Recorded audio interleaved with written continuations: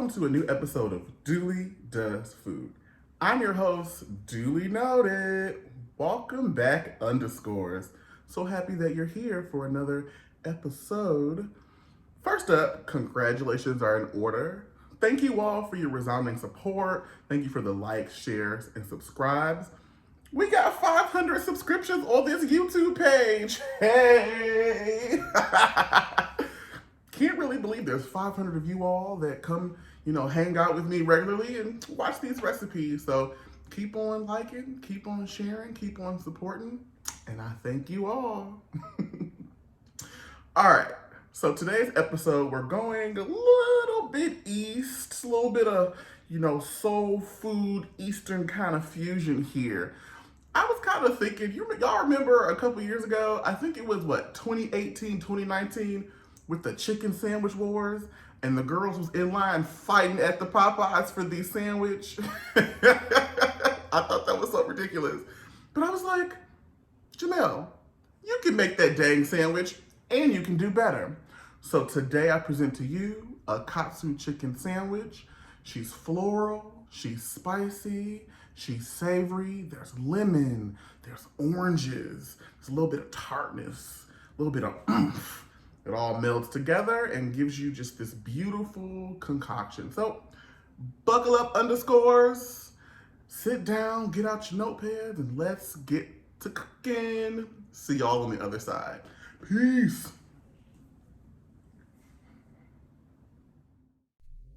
All right, first we gotta prepare our chicken.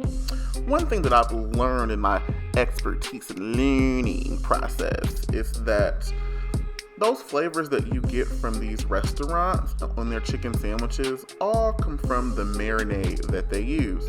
Popeyes uses Southern Louisiana style flavors. Chick-fil-A uses sweet pickle brine and or sugar. And so since we're going Japanese style, we need to do our due diligence and embed those flavors. So I marinated my chicken with 1 tablespoon of pepper, garlic, onion, and Dijon mustard, 1 teaspoon of ground mustard, a half a teaspoon of cayenne pepper, basil, thyme, and herb de Provence, a half a cup of soy sauce and rice vinegar, a 1/4 cup of mirin and EVOO, extra virgin olive oil, the juice of 1 lemon, and take those lemon pieces and just throw them in there. That'll help infuse that flavor a little bit more. Once again, I chose to marinate my chicken overnight because I had the time. If you don't have that time, marinate this chicken for a minimum of 45 minutes and kind of go from there. While your chicken is marinating, let's put together your slaw. That'll give it time to meld together and to chill. I have 3 ounces of carrot, 4 ounces of pickled radish, 1/2 of a Granny Smith apple, 1/2 of a Honeycrisp apple, 1/4 of a medium to small Napa cabbage, and 1/2 of a small to medium sized purple cabbage. There's a couple ways you can do this. I chose to just use my grater here and to shred/grate my vegetables. You could also use a mandolin if you have one, or you can just use a chef's knife to julienne and or cut the pieces of fruits and veggies into small matchsticks. It's a slaw though. No one's looking for perfection. Break down all of your vegetables into a bowl, and then we'll move forward and start adding in our spices and seasonings. All right, let's get to seasoning. Here I just have a simple spice mixture. It's a half a teaspoon of ground black pepper, 1 teaspoon of salt. You can use kosher or sea salt. I chose sea salt. 1 teaspoon of celery seed, 1 teaspoon of caraway, and 1 teaspoon of white sugar. Feel free to use brown if you have it. Go ahead, just mix your spices together, toss them in your bowl, and let's get ready to add in more seasoning. The flavor. All right, let's add a little bit more.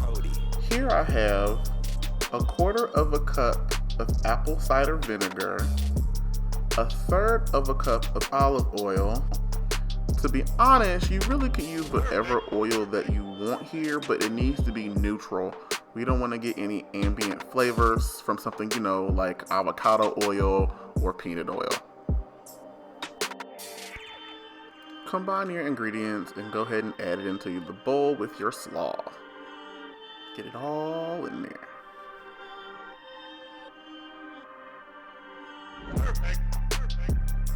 Last but not least are our final touches. I wanted to add a touch of herbaceousness and a little more sweetness to the slaw.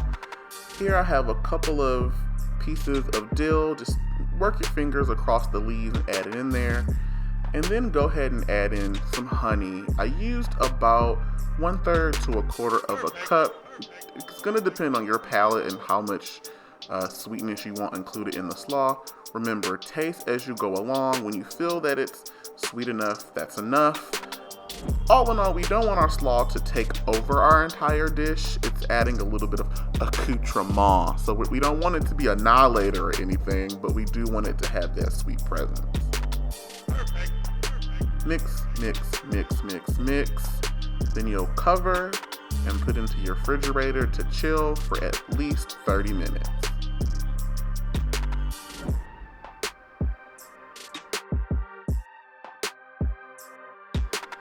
Alright, next up we gotta prepare our aioli. I have 4 cloves of garlic. Perfect. Go ahead and just smash that garlic. Boop! That'll help release some of the oils, and then we're gonna go ahead and peel it and then mince and add into your bowl. In the bowl, I already have about 2 teaspoons of Dijon mustard. Then go ahead and cut up a lemon, just slice it in half and put in that juice, add it to your bowl, and then we'll add a teaspoon of salt. Mix, mix, mix, and then set aside for a second. I think it helps to let this kind of marinate and melt together. That salt starts to pull out the flavors of everything in the bowl. So set it aside for 5 to 7 minutes, and then we'll come back and add our next steps. Alright, we've let our mixture sit and it's time to move forward. Add in 1 cup of high quality mayonnaise. Y'all, this can be Hellmann's, this can be Duke's. Please do not use Miracle Whip. She's not that girl. Just throw her in the trash. Add in your cup of mayonnaise, mix it together, and then use your spatula to integrate. And then you'll break out your whisk to aerate and to start to pull out those flavors. Get everything mixed up. Taste. You can add a little bit of salt and pepper if you need to. And then you should be good to go. This also needs to chill for a bit. Not as long as the slaw, but cover, put it in your refrigerator, and we'll pull it out when we're ready to dress our sandwich.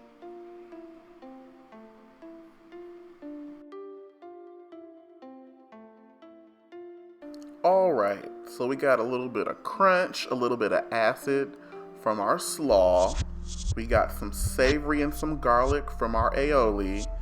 Now we're gonna put in some thyme to bring out a little more spiciness, some floral notes, a little more salt, some citrus. Like, this is really what's gonna set that chicken off right. I have 1 cup of soy sauce, a 1/2 cup or 4 grams of bonito flakes, 2 tablespoons of sake, 1 large or medium piece of kombu, 1 teaspoon of cayenne pepper, 1 teaspoon of red pepper flakes, the juice of 1 Nara orange. You can really use any orange that's more sweet than sour. And I've reserved a 1/2 cup of yuzu. Yuzu is a Japanese lemon, basically. That's the easiest way for me to describe it. We're gonna reserve that for after. Add all your ingredients into a medium sauce pot, and then we're gonna go ahead and put this on the stove.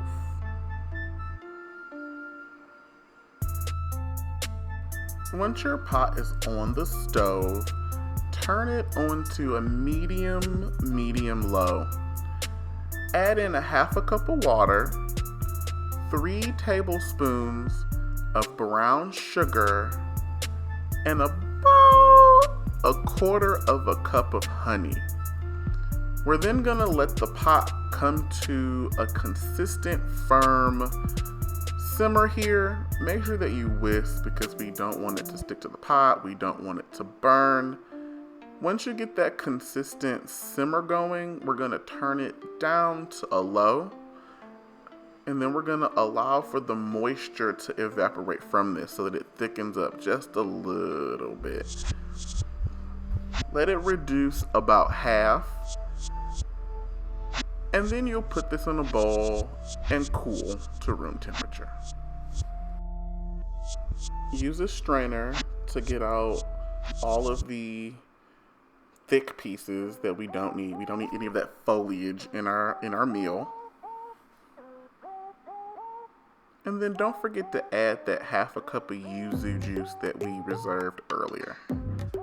She's our superstar. We need her here. Now that all of our affectations and little special touches are melding and chilling out in the fridge, we can prepare our chicken. It's almost time to fry. Pull out your chicken breasts, and we need to slice them in half.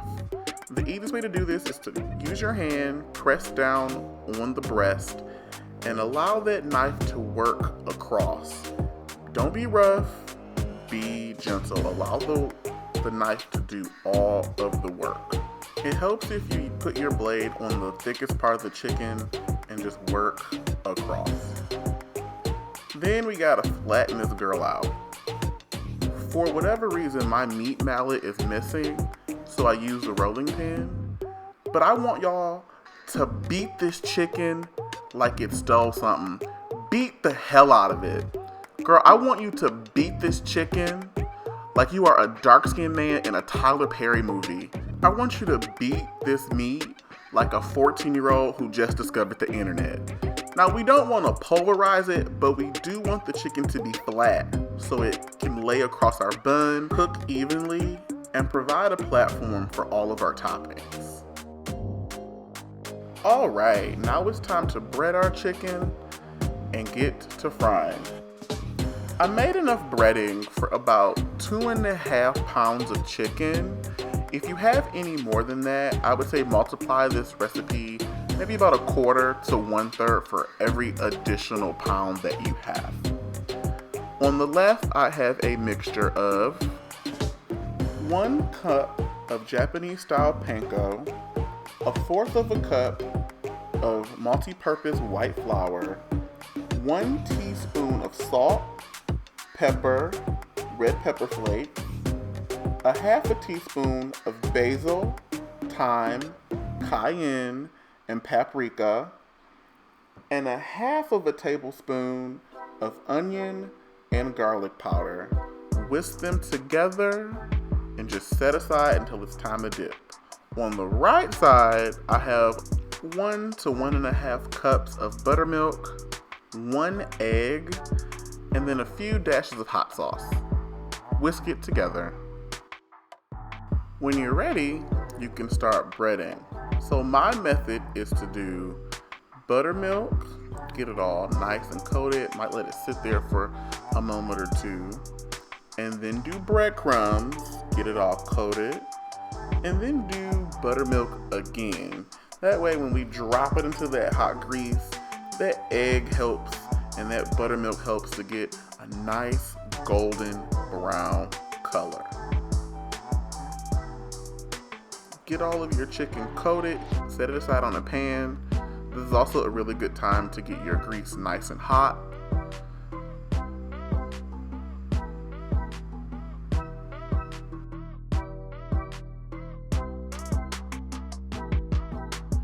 I've got my oil at about 400 degrees. Your grease always drops a few degrees when you put stuff in it. So 400 degrees, it'll probably end up cooking around 350 or 375. But take your chicken cutlet and just lay it gently into the grease. We're only gonna cook it for a few moments. It's just enough to get some color and a little bit of doneness on the chicken. Remember, you want it to be a nice golden brown color. I'm gonna let it cook for just a moment and then put it back onto my tray. I have my oven set at 375 degrees, and that's how we're going to finish off our protein. It took me about 15 to 20 minutes to bring our chicken to temperature. That internal temperature should be approximately 165 degrees. Y'all, please do not be serving your aunties, your mamas, your cousins raw chicken. You gotta put it in the oven so that it finishes off.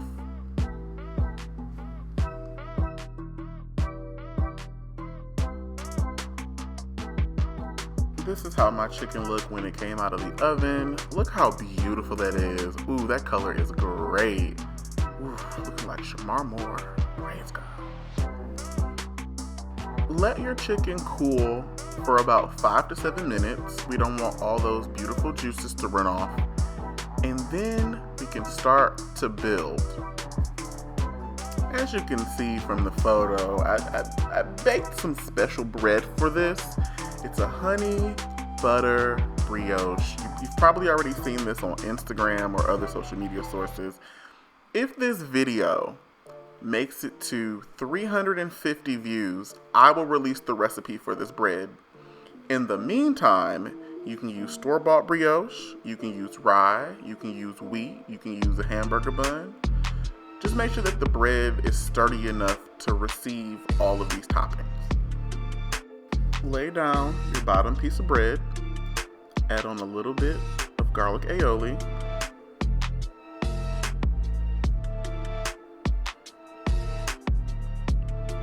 little romaine lettuce.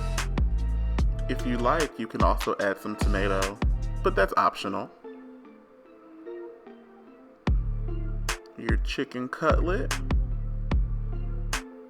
Then we're gonna add in some of that beautiful Ponzu sauce. Y'all, it's so delicious. Like, I really wanted to drink it, but I'm not that person. Go ahead and drizzle that on there.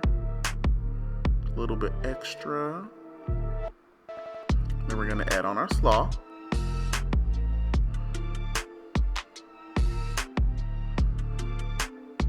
This is gonna give you that crunch.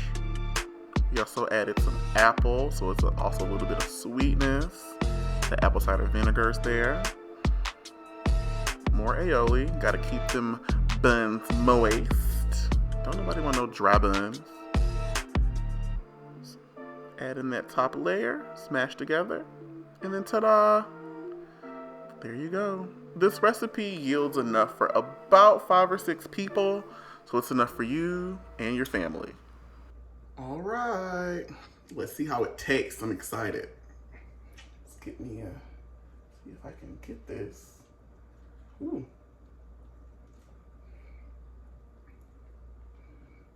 She's thick. She's a thick girl.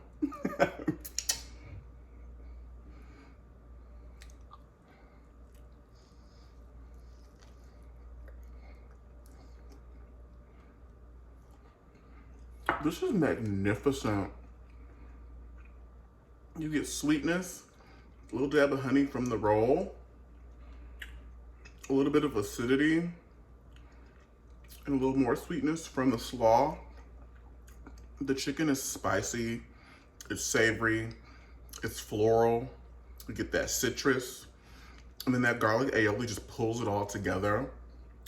Yo, I did this. Y'all, try this out. Ooh, no exaggeration, no cap. This is good AF.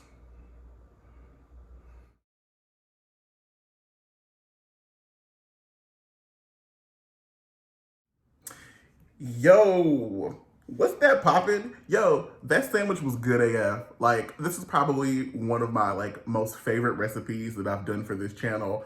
Probably second to that buffalo mac and cheese recipe from a couple of months ago. That sandwich was good, y'all. The marinade had that chicken all moist and flavorful. There was a crunch from the breading. that apple and like the carrot and that slaw really kind of pulled it together. That ponzu, like, I can't even describe to you how delicious that sandwich was, y'all. Like, go ahead, get them ingredients. You might have to go to your little international grocery store to get some of that stuff, but I promise y'all, like, it is worth it. That sandwich was just like delectable. I know I'm tooting my own horn, but y'all, like, it was everything. Thank you all for watching this episode. Once again, like, share, comment, subscribe. I'm trying to get this channel to a point to where I can monetize, and Miss YouTube said, you gotta have 4,000 viewer hours. So keep on with the support. I'm eternally grateful. Thank you, thank you, thank you. All right, y'all. I'm gonna let y'all go. This has been another episode of Dooley Does Food. Follow me on social media here, and I'll see y'all soon. Peace.